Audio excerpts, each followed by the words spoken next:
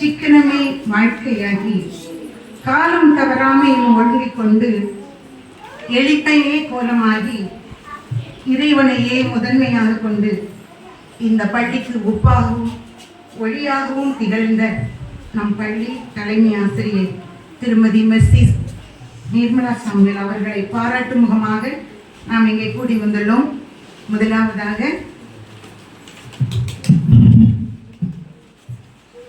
ஆண்டவரை துதித்து ஆரம்பிக்கும்படியாக ஐயா அவர்களை ஆஸ்டன் ஐயா அவர்களை அன்போடு அழைக்கிறேன்.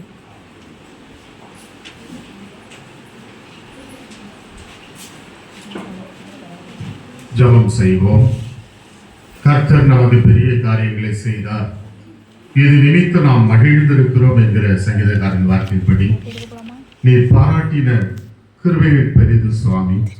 இந்த நாளிலே 35 ஆண்டு காலம் ஆண்டவரை ஆசிரியர் பணியை செய்து பணி நிறைவு பெறுகின்ற திருமதி மெர்சி நிர்மலா சாமுவேல் உமாக்காக ஜெபிக்கிறோம். ஆண்டவரை இந்த 35 ஆண்டு காலமாக நீர் அவர்களை கரம் பிடித்து வழிநடத்தினீர். அநேக மாணவர்களுக்கு கல்வி தீபத்தை ஏற்றுகின்ற ஒரு கருவியாக நீர் பயன்படுத்தினீர். உமக்கு நன்றி செலுத்துகிறோம். இப்பொழுதும் அவர்கள் இந்த நாளிலே பணி நிறைவு ஆண்டவரை செய்ய இருக்கிறார்கள். ஆண்டவரை அவருடைய ஓய்வு காலம் ஆசீர்வாதமாகவும் சமாதானத்தின் வாழ்வை நீர் கொடுத்து நீர் அவர்களை ஆசீர்வதிக்க வேண்டும் ஜெபிக்கிறோம். இப்பொழுது நடைபெறுகின்ற இந்த நிகழ்ச்சி நிகழ்ச்சியும் உங்களுடைய கரத்திலே கொடுக்கிறோம்.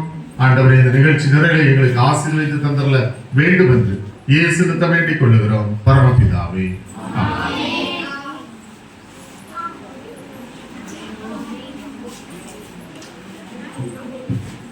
அடுத்து அனைவரையும் வரவேற்கும் முகமாக வருகிறார் நம் பள்ளி ஆசிரியர் திரு அலெக்ஸ் அவர்கள்.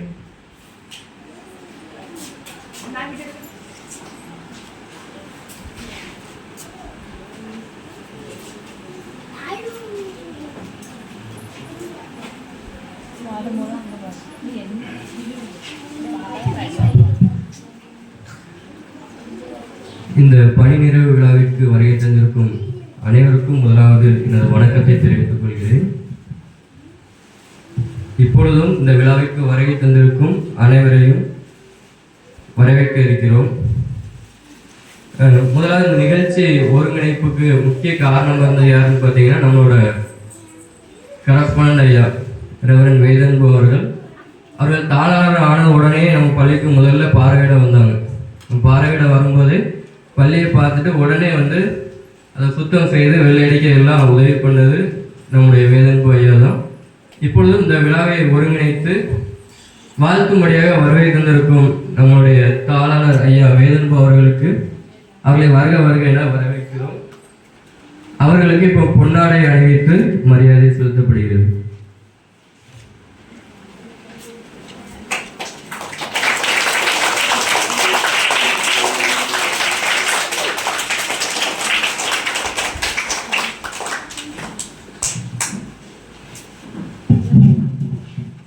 அடுத்ததாக இந்த விழா நடக்கிறதுக்கு முக்கியமான காரணம் யாருன்னா எல்லாருக்குமே தெரியும். இந்த விழாவின் கதாநாயகி யார் அப்படின்னா நம்மளுடைய தலைமை ஆசிரியர் திருமதி மெர்சி நிர்மலா சாமுவேல் அவர்களை நம்முடைய ஆக்னஸ் டீச்சர் அவர்கள் இப்பொழுது வரவேற்பார்கள். அவர்களுக்கு இப்பொழுது சந்தன மாலை அணிவிக்கப்படுகிறது.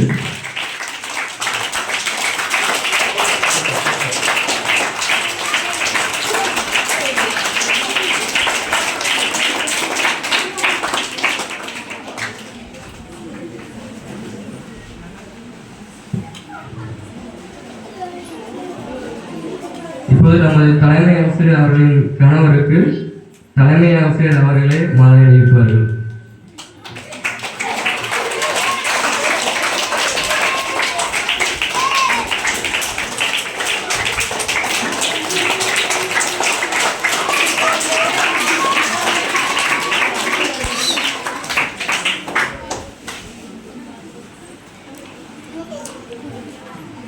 இப்பொழுது தலைமை ஆசிரியர்களுக்கு பொன்னாடையும் பொருத்தப்படுகிறது.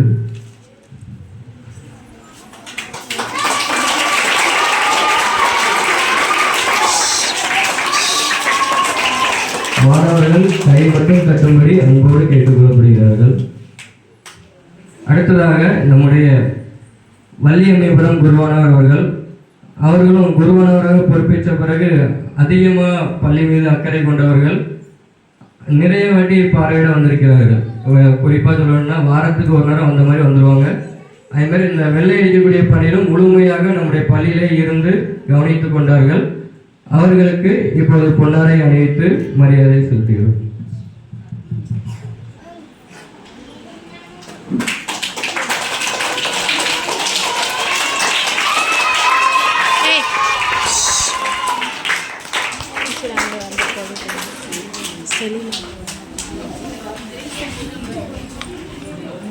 இப்பொழுது ஐயாவின் அம்மா அவர்கள் வந்திருக்கிறார்கள். அவர்கள் நம்ம மத்தியில் வகித்திருப்பது மிகுந்த மகிழ்ச்சி. அவர்களுக்கு புஷ்ப டீச்சர் அவர்கள் பொன்னாடை அணிவித்து மரியாதை செலுத்துவார்கள்.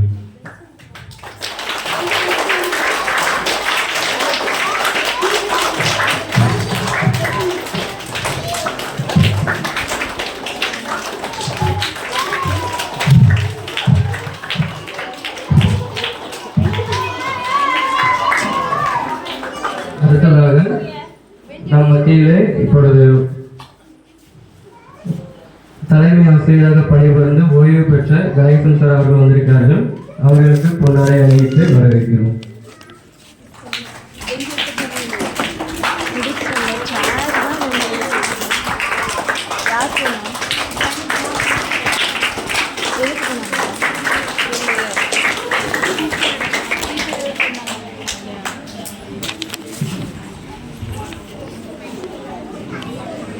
அடுத்ததாக நம் தலைமை ஆசிரியர் அவர்களின் குடும்பத்தினர் அனைவருமே வருகை புரிந்துள்ளார்கள். அவர்கள் அனைவரையும் வரவேற்பது நம்முடைய கடமையாகும். இப்பொழுதும் தலைமை ஆசிரியர்களின் கணவர் மற்றும் அவருடைய பிள்ளைகள் மருமகன்கள் அனைவருக்கும் வரவேற்பு செய்யப்படுகிறது. அவர்களுடைய மகனை வரவேற்கும் விதமாக பிரிஸ்கிலா டீச்சர் அவர்கள் பொன்னடை அணிவித்து மரியாதை செலுத்துவார்கள்.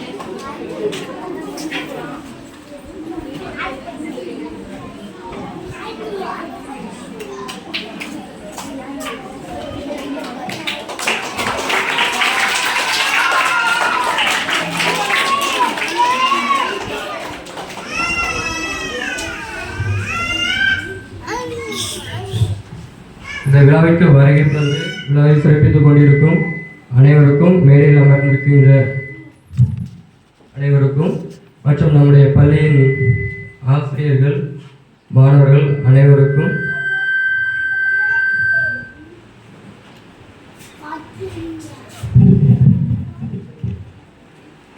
அனைவரையும் வருக வருக என வரவேற்றுக் கொள்கிறோம். இப்பொழுதும் இந்த விழா பணி நிறைவு விழா.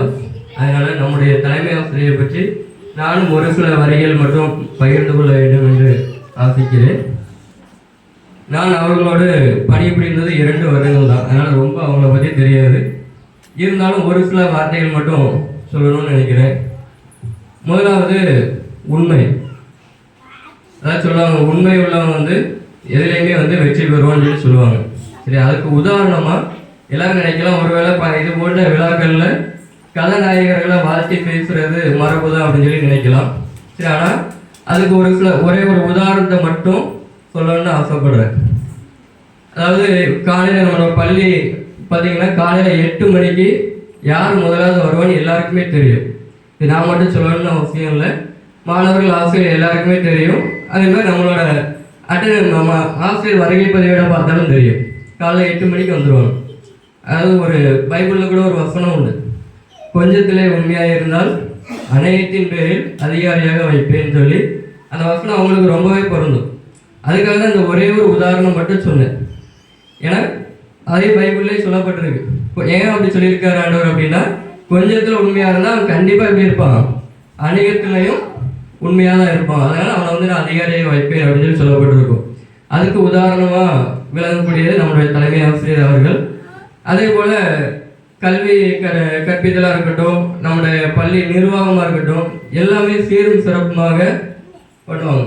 அதாவது எந்த ஒரு பெண்டிங்லேயுமே வந்து ஸ்கூல் பேர் வந்துடக்கூடாது அப்படிங்கிறது ரொம்ப அக்கறையாக இருப்பாங்க. அதே மாதிரி மாணவர்கள், பெற்றோர்கள் எல்லாத்தையும் ரொம்ப அன்பாகவும் அரவணைப்பாகவும் இருப்பாங்க. அதுக்கு மிகச்சிறந்த உதாரணம் என்னன்னு பார்த்தீங்கன்னா, இப்போ 2 நாளைக்கு முன்னாடி நமக்கு பேரண்ட்ஸ் மீட்டிங் இருந்துச்சு, பெற்றோர் ஆசிரியர் கூட்டம். இப்போ அதுலேயே பார்த்தீங்கன்னா டீச்சர் வந்து நான் ரிட்டையர்ட் ஆக போகிறேன் அப்படின்னு சொல்லி சொன்ன உடனே நிறைய பேரண்ட்ஸ், நிறைய பெற்றோர்களோட கண் கலங்கிறத பார்க்க முடிஞ்சுது. அதே போல் ஒரு சில பேரண்ட்ஸ் சொன்னாங்க, பிள்ளைங்க வீட்டில் வந்து டீச்சர் வந்து பள்ளிக்கூடத்துக்கிட்ட போகாமல் இருக்கிறதுக்கு ஏதாவது வழி இருக்கான்னு சொல்லி சொல்லுங்க அப்படின்னு சொல்லி கேட்டதா சொன்னாங்க. அது மாதிரி என்கிட்டயுமே நிறைய பிள்ளைங்க கேட்டாங்க. இப்போ உதாரணத்துக்கு பார்த்தீங்கன்னா நேற்று கூட 2 பிள்ளைங்க கேட்ட வந்தாங்க. அப்போது ஒரு பிள்ளை சொல்லிச்சு, சார் நீங்கள் வந்து நாளைக்கு டீச்சர் ரிட்டையர்ட் ஆக போகிறாங்க, நீங்கள் நாளைக்கு வந்து அழுவீங்களா அப்படின்னு சொல்லி கேட்டுச்சு. அப்போ இன்னொரு பிள்ளை சொல்லிச்சு, சார் வந்து அழமாட்டாங்க, கண்ணீர் வந்தாலும் அழகிடுங்க அப்படின்னு சொல்லி சொல்லிச்சு. அப்போ இது எதுக்காக சொல்கிறேன் அப்படின்னா, பிள்ளைங்களோட மனசில் வந்து அவங்க எந்த அளவுக்கு பதிஞ்சிருக்காங்க, எந்த அளவுக்கு அவங்க இவ்வளோ நாளாக பிள்ளைங்க கிட்ட வந்து நடந்துக்கிட்டாங்க, எப்படிலாம் வந்து அவங்களுக்கு கற்றுக் கொடுத்துருக்காங்க அப்படிங்கிறதுக்காக இதை சொல்கிறேன். அதே மாதிரி எதுவாக இருந்தாலும் நேர்மறை சிந்தனையோடு அணுகுவாங்க. அதாவது பாசிட்டிவ் திங்கிங் சொல்லுவாங்கல்ல, எதுவாக இருந்தாலும் நேர்மறையாக, எதுவுமே நம்மளால் முடியாது அப்படி இல்லாமல் தெரியலைன்னா கூட அது தெரிஞ்சுக்கிட்டு நம்ம என்ன செய்யணும், கண்டிப்பாக செஞ்சு முடிக்கணும் அப்படின்னு சொல்லி நினைப்பாங்க. இப்போ அந்த நேர்மறை சிந்தனைக்கு ஒரே ஒரு உதாரணம், மிகப்பெரிய உதாரணம் யார் அப்படின்னா என்னையே சொல்லுவேன். ஏன் அப்படின்னா, நான் வந்து இந்த வேலைக்கு வந்த புதுசில் ரொம்பவே வந்து நிறைய பேர் வந்து நெகட்டிவாக பேசுனாங்க. இப்போ நான் இதுக்கு முன்னாடி வேலை பார்த்த கல்லூரியாக இருக்கட்டும், இங்கே நம்மளோட சுற்று வட்டாரத்துலேயுமே வந்து நிறைய பேர் நெகட்டிவாக பேசுனாங்க. அப்போ அதெல்லாம் கேட்கும்போது நான் வந்து வேலை பார்க்கணுமா அப்படின்னு யோசித்தேன்.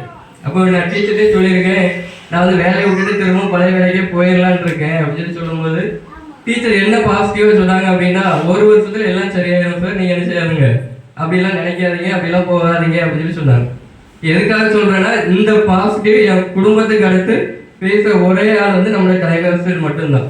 அதனால தான் நான் இவ்வளோ நாள் தொடர்ந்து இங்கே வேலை பார்க்கவே முடிஞ்சது. அதே போல் அனைத்து விதமாகவும் எல்லா ஆசிரியர்களுக்கும் சரி எல்லா ஒத்துழைப்பையும் கொடுத்தாங்க. எதுவாக இருந்தாலும் யாருமே வந்து எல்லாரையும் அனுசரித்து போகிறதா இருக்கட்டும், அதே மாதிரி மாணவர்களையும் அனுசரித்து வழி நடத்துகிறதா இருக்கட்டும், எல்லாமே சிறப்பாக பண்ணாங்க. இப்போ இன்னைக்கு ஓய்வு பெறுவது வந்து அது ரொம்பவே மகிழ்ச்சியாக ஓய்வு பெறாங்க. சரி, அது அவங்கள பேசும்போதே தெரியும், ரொம்ப மகிழ்ச்சியாக இருக்காங்க. ஆனால் அதில் வந்து கொஞ்சம் வருத்தப்படுறது யாருன்னா, எங்களுக்கு தான் கொஞ்சம் வருத்தமாக இருக்குது. அவங்க போயிட்டாங்கன்னா நாங்கள் எப்படி வந்து நிர்வாகம் பண்ண போகிறோம், அவங்களோட வேலை வந்து ரொம்ப அதிகமான வேலை. சரி, அந்த அளவுக்கு வந்து நம்மளால் பண்ண முடியுமா அப்படின்லாம் வந்து வருத்தம் இருக்கிறது எங்களுக்கு தான். அவங்க வந்து மிகுந்த மகிழ்ச்சியோட விடைபெறுறாங்க. இதெல்லாம் அவங்களுக்கு அவங்க அதே மகிழ்ச்சியோட நல்ல உடல் ஆரோக்கியத்தோட பல்லாண்டு காலம் வாழ வேண்டும் என்று இறைவனை வேண்டி வாய்ப்புக்கு நன்றி கூறி விடைபெறுகிறேன். நன்றி.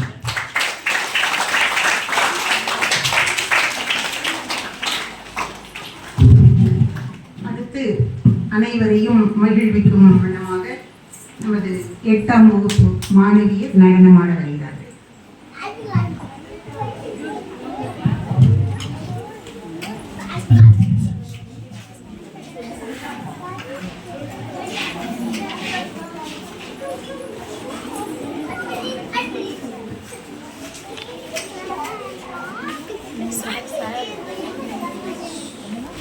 பாட்டு ப்ளூடூத் கனெக்ட் பண்ணு.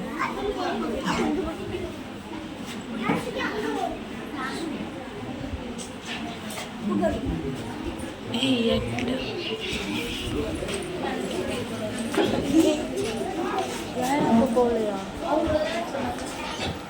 சரி, இதுவரை நடக்கு இவங்க அந்த பாட்டு தான். அப்போ மாற்றிடுவோமா? சார், அப்போ எல்ஷடாயே போடுவோம். ஏலாப்புவா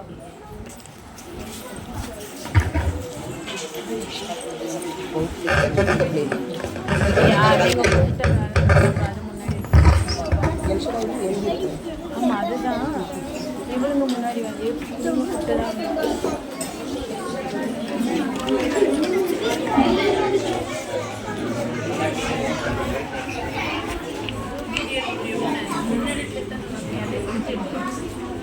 எடுக்கியா எனக்கு முன்னாடி